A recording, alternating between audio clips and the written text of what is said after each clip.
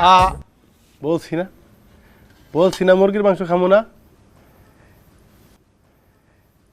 আচ্ছা কাজ করো, ওই যে চামিচটা বাড়ি দিয়ে ভালো করে একটু জাস্ট সামান্য একটু ঝোল আর কি দাও দি, একটু মুরগির মাংস ঝোল। নে আর একটু ঝোল, ওই ঝোলটা ওই যে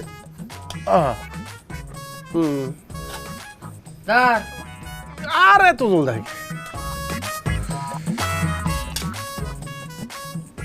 কিরে তুই না কইছিলি মুরগির চালন খাইবি না, তাহলে মুরগির টুকরাগুলি আমার কাছে দে, আর তুই শুধু জল দিয়া ভাত খা।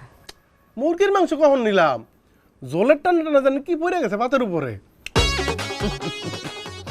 আর সবচেয়ে বড় কথা মা, লিয়াকতের কাছে কেউ কিছু দিছে সেটা তো কোনদিন ফেরত যাওয়ার নজিরা নাই গো মা।